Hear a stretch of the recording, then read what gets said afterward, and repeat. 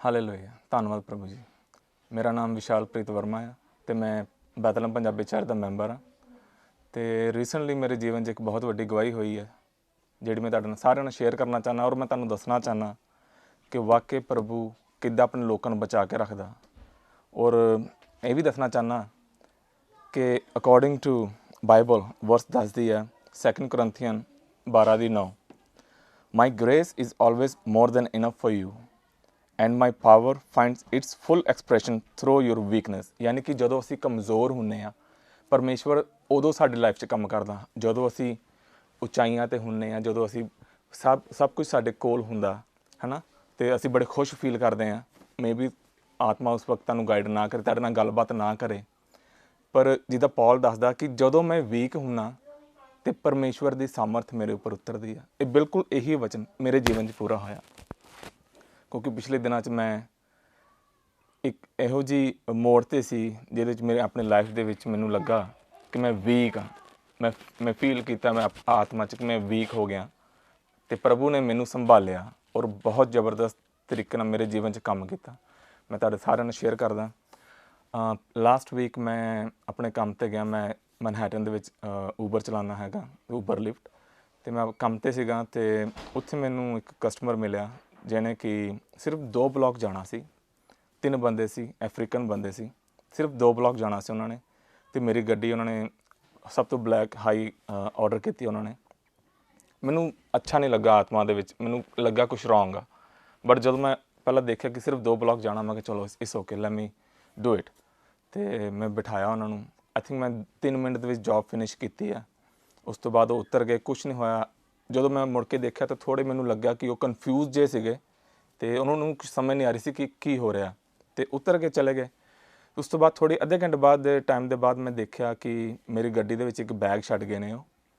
Okay, ਅਤੇ ਮੈਂ ਕਾਲ ਕਰਨ ਦੀ ਕੋਸ਼ਿਸ਼ ਕੀਤੀ ਉਹਨਾਂ ਨੂੰ, ਊਬਰ ਨੂੰ ਈਮੇਲ ਕੀਤੀ ਕਿ ਇੱਕ ਬੈਗ ਰਹਿ ਗਿਆ ਗੱਡੀ ਦੇ ਵਿੱਚ, ਅਤੇ ਉਹਨਾਂ ਦੀ ਕੋਈ ਰਿਪਲਾਈ ਨਹੀਂ ਆਈ। ਈਵਨ ਉਹਨਾਂ ਦਾ ਫੋਨ ਵੀ it's like a black listed phone, ਕੋਈ ਫੋਨ ਨਹੀਂ ਲੱਗ ਰਿਹਾ ਸੀ ਉਹਨਾਂ ਨੂੰ। ਅਤੇ ਫਿਰ ਮੈਂ ਸੋਚਿਆ, ਮੈਂ ਕਿਹਾ ਮੈਂ ਇਹਦਾ ਕੀ ਕਰਾਂ। ਮੇਰੇ ਦਿਮਾਗ 'ਚ ਆਇਆ ਚੱਲ ਬੈਗ ਆ, ਮੈਂ ਸੁੱਟ ਦੇਣਾ ਕਿਤੇ, ਮੈਨੂੰ ਕੀ ਲੋੜ ਹੈ ਨਾ। ਅਤੇ ਮੈਂ ਬੈਗ ਚੱਕਿਆ, ਉਹਦੇ ਵਿੱਚ ਮੈਨੂੰ ਗੰਦੀ ਸਮੈਲ ਆਈ। ਮੈਨੂੰ ਲੱਗਾ ਇਹਦੇ ਵਿੱਚ ਸ਼ਾਇਦ ਕੁਛ ਗਲਤ ਚੀਜ਼ ਆ, ਮੇ ਬੀ ਸਮਥਿੰਗ, ਕੁਛ ਡਰੱਗਸ ਆ, ਕੁਛ ਹੋਰ ਚੀਜ਼ ਆ। ਮੈਨੂੰ ਇਹ ਸੁੱਟਣਾ ਨਹੀਂ ਚਾਹੀਦਾ ਕਿਤੇ ਵੀ, ਮੇਰੇ ਗੱਡੀ ਦਾ ਨੰਬਰ ਨੋਟ ਕਰਕੇ ਮੇਰੇ ਉੱਪਰ ਨਾਮ ਨਾ ਆਵੇ। ਸੋ ਮੈਂ ਕੀ ਕੀਤਾ, ਮੈਂ ਪ੍ਰੇਅਰ ਕੀਤੀ ਸਭ ਤੋਂ ਪਹਿਲਾਂ ਉੱਤਰ ਕੇ, ਪ੍ਰਭੂ ਮੈਨੂੰ ਸਹੀ ਰਸਤਾ ਦਿਖਾ, ਮੈਂ ਇਸ ਸਿਚੁਏਸ਼ਨ ਨੂੰ ਕਿੱਦਾਂ ਹੈਂਡਲ ਕਰਾਂ।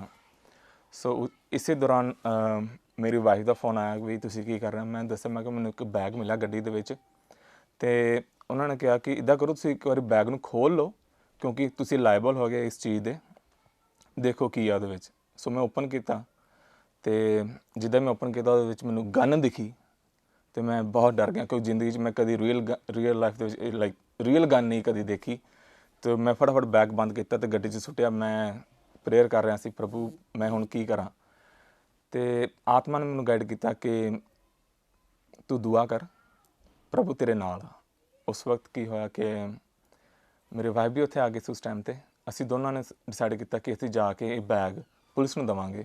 In between Uber the email ਆਈ ਕਿ ਤੁਸੀਂ ਇਹ ਬੈਗ ਇਸ ਨੰਬਰ 'ਤੇ ਕਾਲ ਕਰਕੇ ਉਸ ਬੰਦੇ ਨੂੰ ਰਿਟਰਨ ਕਰ ਦਿਓ। ਮੈਂ ਕਿਹਾ ਨਹੀਂ, ਮੈਂ ਇਹ ਕੰਮ ਨਹੀਂ ਕਰਾਂਗਾ। ਹੋ ਸਕਦਾ ਕਿ ਮੇਰੇ ਥਰੂ ਉਹ ਸ਼ਾਇਦ ਕੁਛ ਸਮਾਨ ਡਿਲੀਵਰ ਕਰ ਰਿਹਾ ਕਿ ਮੇਰਾ ਨਾਮ ਨਾ ਆਵੇ। ਅਸੀਂ ਪੁਲਿਸ ਸਟੇਸ਼ਨ ਗਏ, ਅਸੀਂ ਇਹ ਸਮਾਨ ਵਾਪਸ ਕਰਕੇ ਆਏ ਉਹਨਾਂ ਨੂੰ।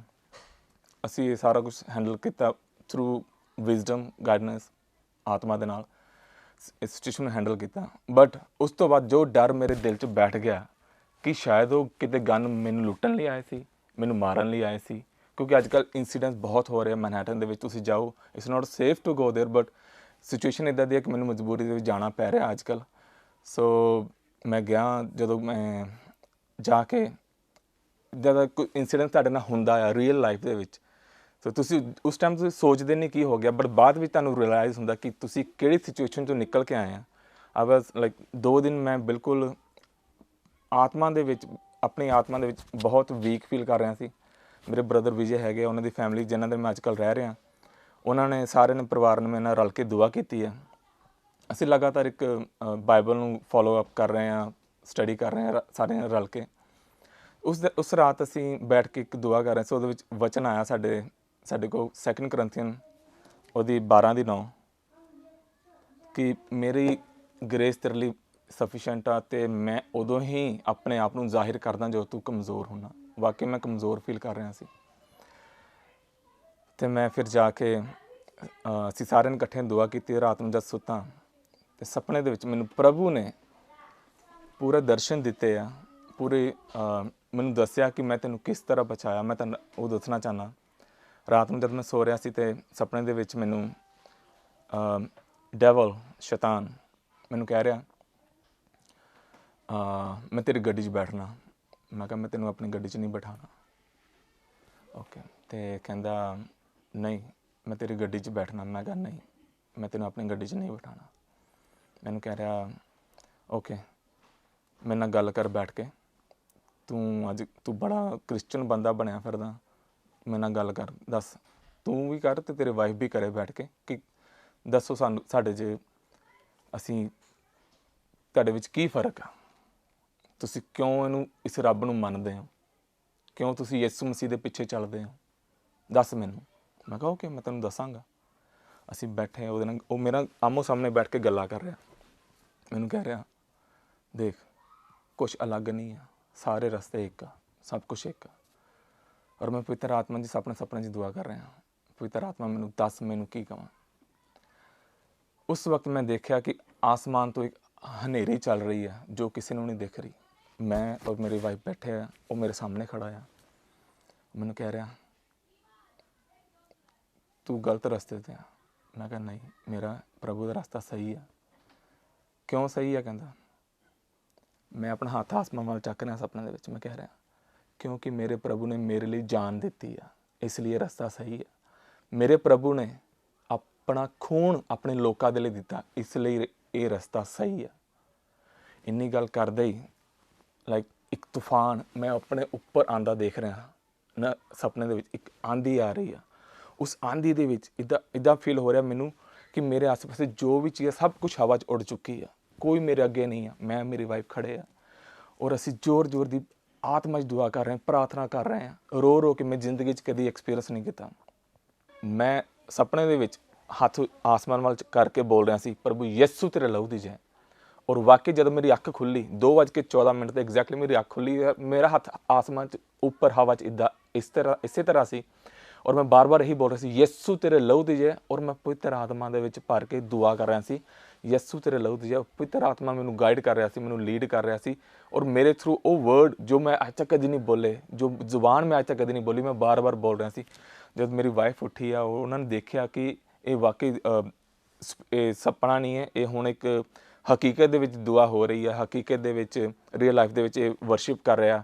ਅਤੇ ਉਹ ਵੀ ਮੇਰੇ ਨਾਲ ਰੂਹ 'ਚ ਭਰ ਕੇ ਉਹਨਾਂ ਨੇ ਵੀ ਆਤਮਾ ਦੇ ਨਾਲ ਅਸੀਂ ਦੋਨਾਂ ਰਲ ਕੇ ਉਸ ਵਕਤ ਦੁਆ ਕੀਤੀ ਆ। ਅਤੇ ਉਸ ਟਾਈਮ 'ਤੇ ਮੈਨੂੰ ਫੀਲ ਹੋਇਆ ਕਿ ਇੱਕ ਵਾਰ ਟਾਈਮ ਚੱਲ ਰਿਹਾ, ਇੱਕ ਵਾਰ ਚੱਲ ਰਹੀ ਹੈ ਇਸ ਵਕਤ ਨੈਗੇਟਿਵ ਪੋਜ਼ੀਟਿਵ ਸ਼ੈਤਾਨ ਦੀ ਔਰ ਮੇਰੇ ਪਰਮੇਸ਼ਵਰ ਦੀ ਮੇਰੇ ਲਈ।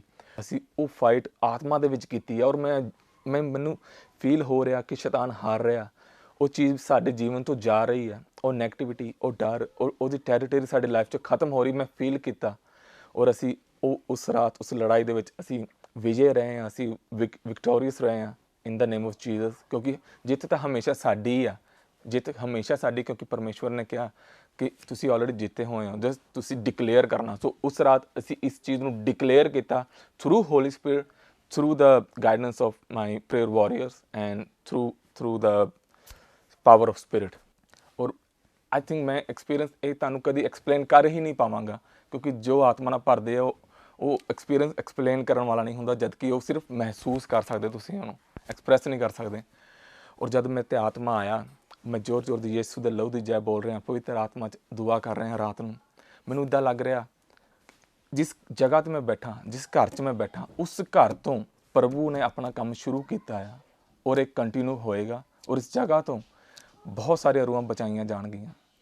ਔਰ ਮੈਂ ਧੰਨਵਾਦ ਕਰਦਾ ਆਪਣੇ ਸਾਰੇ ਬ੍ਰਦਰ ਸਿਸਟਰ ਜੋ ਮੇਰੇ ਨਾਲ ਉਸ ਰਾਤ ਦੁਆ ਕਰ ਰਹੇ ਸੀ, ਮੇਰੇ ਲਈ ਦੁਆ ਕੀਤੀ ਇਹਨਾਂ ਨੇ। ਧੰਨਵਾਦ ਕਰਦਾ ਕਿ ਉਹਨਾਂ ਨੇ ਮੈਨੂੰ ਲਿਫਟ ਕੀਤਾ ਸਪਿਰਿਟ ਦੇ ਵਿੱਚ। ਔਰ ਪ੍ਰਭੂ ਜਿਹਨੇ ਮੈਨੂੰ ਸੰਭਾਲਿਆ, ਜਿਹਨੇ ਆਪਣਾ ਵਚਨ ਦਿੱਤਾ ਕਿ ਮੇਰੀ ਦਇਆ, ਸਿਰਫ ਦਇਆ ਬਹੁਤ ਆ।